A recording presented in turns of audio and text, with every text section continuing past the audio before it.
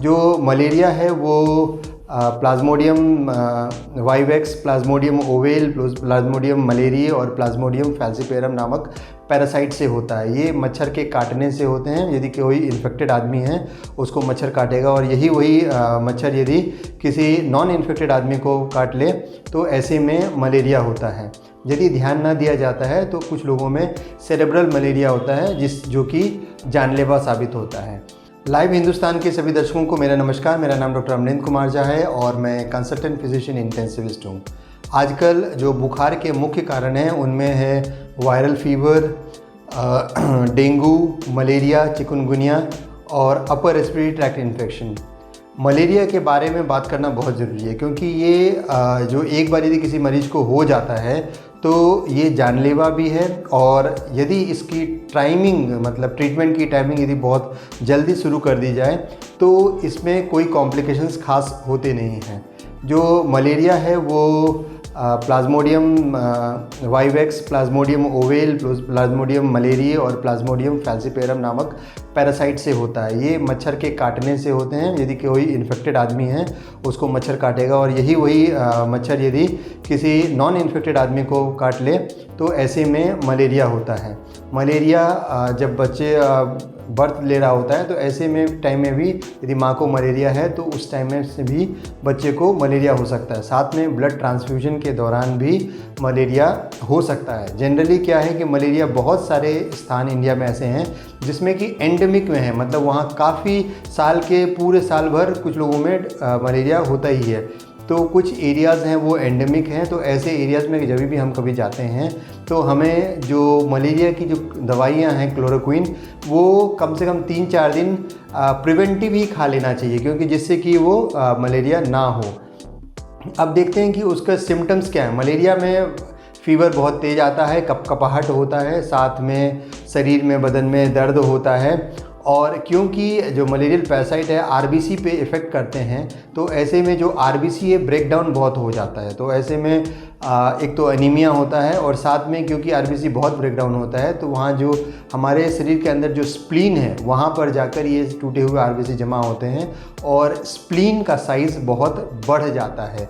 तो एक तो स्प्लीन का साइज़ बढ़ जाएगा, यदि कुछ लोगों में और ध्यान नहीं दिया जाता है तो लीवर का भी साइज़ बढ़ता है। रेटिना में भी ये जाकर इफ़ेक्ट कर सकता है, आँखों में दिक्कत हो सकती है और साथ में मरीज़ को जॉन्डिस भी हो सकता है।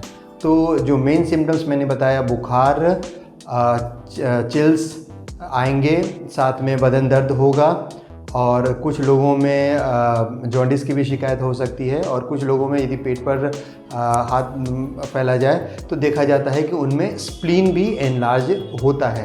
यदि ध्यान ना दिया जाता है तो कुछ लोगों में सेरेब्रल मलेरिया होता है जो कि जानलेवा साबित होता है। जब एक बार मलेरिया उस एरिया में हो रहा है तो लोगों को इसकी जो ट्रीटमेंट है, इसका जो डायग्नोसिस है उसको भी जानना ज़रूरी है। जनरली इसके लिए पेरिफेरल थिक और थिन स्मीयर किया जाता है। हमारे शरीर से एक ब्लड का एक बूंद लिया जाए और उसको यदि स्लाइड में डाला जाता है और उसको माइक्रोस्कोप से देखा जाए तो इसे थिन स्मीयर कहते हैं। यदि बहुत सारे जो ड्रॉप्स यूज़ किए जाएं तो ऐसे को थिक स्मीयर कहते हैं। इन दोनों स्मीयर के माध्यम से जो पैरासाइट है उसको माइक्रोस्कोप में देखा जाता है और ये भी पता किया जाता है कि शरीर पर कितना ये जो पैरासिटिक लोड है। ये तो सबसे फर्स्ट डायग्नोसिस है। इसके बाद एक आता है MP antigen test. MP antigen test एक रैपिड एंटीजन टेस्ट है जिसमें कि खून की बूंद डाली जाती है और विदिन 3 to 5 मिनट्स उसमें कलर चेंज हो जाता है और उसे पता चल जाता है कि ये एमपी एंटीजन के लिए पॉजिटिव है।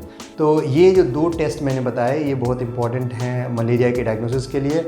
ट्रीटमेंट में इसमें जो दवाइयाँ यूज़ हो रही हैं वो बहुत दिनों से क्लोरोक्विन, मेफ्लोक्विन ग्रुप का और आर्टेमिसिन ग्रुप की जो दवाइयाँ हैं वो इस्तेमाल होती हैं। जो कुछ एंटीबायोटिक्स भी इसमें इस्तेमाल होते हैं।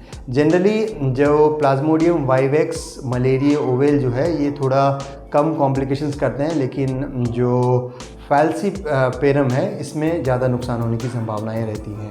इन सब जो पैरासाइट्स का है उसके हिसाब से देखा जाता है कि कौन से एरिया में कौन सी मलेरिया की जो दवाई है वो रेजिस्टेंट हो गई है, जो रेजिस्टेंट नहीं रहती है उसका इस्तेमाल किया जाता है।